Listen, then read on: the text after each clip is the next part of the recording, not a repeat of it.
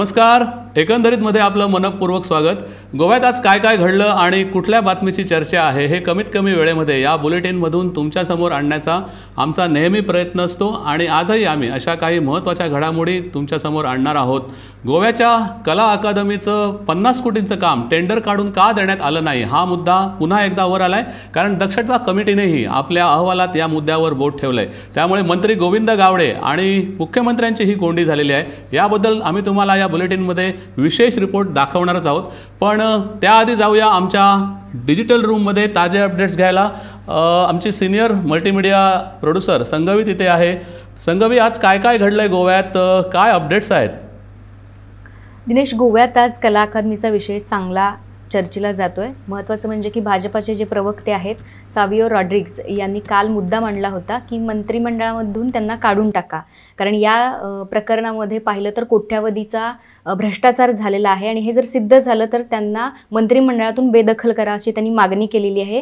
तसंच गोवा फॉरवर्डचे विजय सरदेसाई यांनी सुद्धा हा मुद्दा उचलून धरलेला आहे आणि एकूणच याला आज प्रत्युत्तर म्हणून गोविंद गावडे यांनी सांगितलं आहे की चांगली फळं ज्या झाडाला येतात त्याच झाडाला अनेक लोक दगड मारत असतात आणि मला विनाकारण लक्ष केलं जातंय असं त्यांनी आज प्रत्युत्तर दिलेलं आहे. दुसरी बातमी आहे ती पणजीतल्या पॉलिटेक्निक कॉलेजच्या गर्ल्स हॉस्टेलमध्ये एक विद्यार्थिनी रात्री आंघोळ करत असताना एका मुलानं तिचा व्हिडिओ शूट केलेला आहे आणि ही बाब लक्षात आल्यानंतर पोलिसांनी त्या मुलाला ताब्यात घेतलेला आहे. आणि तिसरी महत्त्वाची बातमी आहे म्हणजे गोव्यात आज पाऊस पडतोय. 3:30-4 वाजल्यापासून हा पाऊस आहे. साकळी, डिचोली आणि पेडणे भागात तसं सत्तरी भागात मोठा पाऊस झालेला आहे. वाळपई भागामध्ये पाहिलं तर मार्केट आणि घरांमध्ये पाणी सुद्धा गेलेलं आहे. तसंच IMD गोवानं येलो अलर्ट जारी केलाय, त्यामुळे नागरिकांना सतर्कतेचा इशारा दिलाय. दिनेश, धन्यवाद संगवी ही माहिती दिल्याबद्दल. संगवी जसं म्हणाली त्याप्रमाणे कला अकादमीचा मुद्दा पुन्हा तापलेला आहे. गोव्यात सुरुवातीला म्हटल्याप्रमाणे आम्ही तुम्हाला आज हा विशेष रिपोर्ट दाखवणारच आहोत. पण काँग्रेसचे आमदार भाजपात आल्यापासून गोवा भाजपात काही आलबेल नसल्याचीही चर्चा सुरू आहे. याचं कारण भाजपचे गोवा प्रभारी CT रवी काल रात्री गोव्यात दाखल झाले आणि त्यांनी नव्याने भाजपपासून झालेल्या 8 आमदारांची स्वतंत्र बैठकही घेतली. त्यानंतर आज भाजपच्या सर्व आमदारांची एक एक करून स्वतंत्र संवाद साधला. CT रवी यांनी अमित शहा यांची भेट घेऊन आल्यानंतर मुख्यमंत्री म्हणालेले आहेत की मंत्रिमंडळ बदलाची शक्यता नाही, परंतु आजच्या घडामोडींनी पुन्हा एकदा या चर्चेला वेग आलेला आहे. आणखी काही महत्त्वाच्या घडामोडी आपण पाहणार आहोत, पण त्याआधी पाहूया कुठच्या बातम्या झाल्यात आजच्या हेडलाईन्स. भाजपचे गोवा प्रभारी CT रवी यांनी दिवसभर घेतल्या आमदारांच्या बैठका. नव्यानेच भाजपवासी झालेल्या काँग्रेस आमदारांची ही घेतली स्वतंत्र बैठक. मंत्रिमंडळ फेररचनेवर मात्र रवींचं मौन. सरकारच्या नव्या जेट्टी धोरणाविरोधात मच्छीमार एकवटले. विरोधी पक्षांच्या आमदारांसहित सामाजिक कार्यकर्त्यांचाही राजधानीत एल्गार.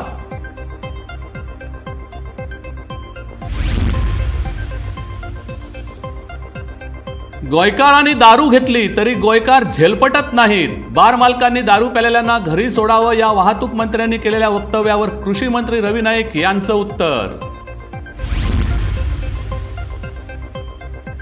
मोपा विमानतळावर उतरणार आंतरराष्ट्रीय विमानं, तर सध्याचा वास्को विमानतळही सुरू राहणार देशांतर्गत वाहतुकीसाठी. प्रमोद सावंत यांचं स्पष्टीकरण.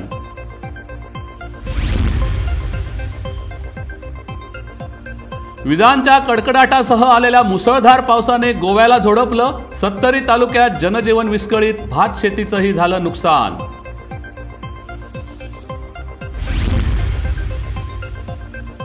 आणि कला अकादमीच्या कामाच्या टेंडरबद्दल प्रश्न विचारताच भडकले मंत्री गोविंद गावडे.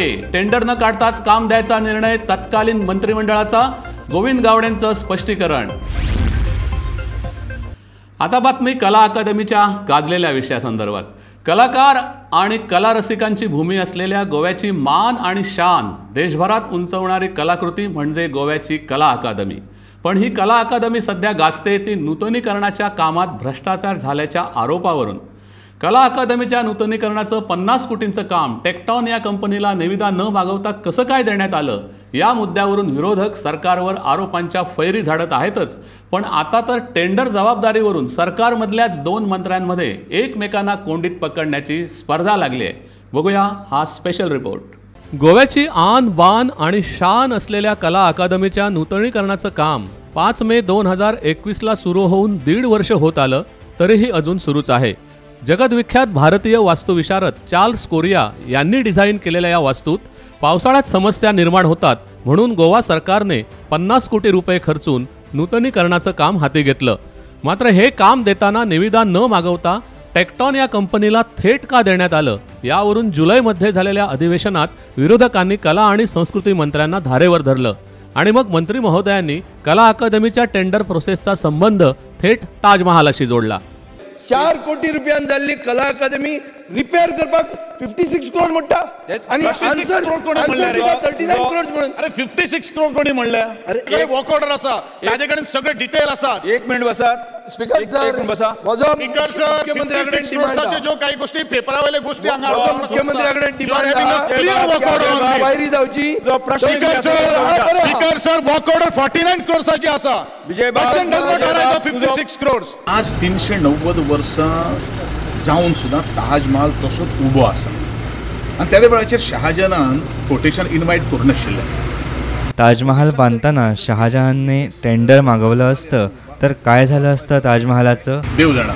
शहाजहानने ताजमहाल बांधताना कुठे टेंडर काढलं होतं असं विधान करून मंत्री गोविंद गावडे जे वादात सापडले ते आजपर्यंत. त्यामुळे विरोधकांच्या आरोपांना उत्तरं देण्यासाठी त्यांना एकामागोन एक विधानं करावी लागत आहेत. Cabinet has taken the decision. Tendering करनासतना कॅबिनेटाक डिसिजन आशिल्लें की नॉमिनेशन बेजिसचेर घे. आनी आरोप कसलो उरलो? कितें आरोप सांगा मरे. What is the allegation? What is the allegation? You just let me know. Tender का निघालं नाही हा मुद्दा मंत्री गोविंद गावडे यांची काही पाठ सोडत नाहीये. त्यामुळे मंत्री आता म्हणू लागलेत की टेंडर का काढलं नाही ते PWDला विचारा. आणि PWD मंत्री म्हणतायत की मी त्यावेळी मंत्री नव्हतो पण मी फाईल्स मागून याची चौकशी जरूर करेन. त्यामुळे आता सरकारमधल्याच 2 मंत्र्यांमध्ये या विषयावरून चांगलीच जुंपली आहे.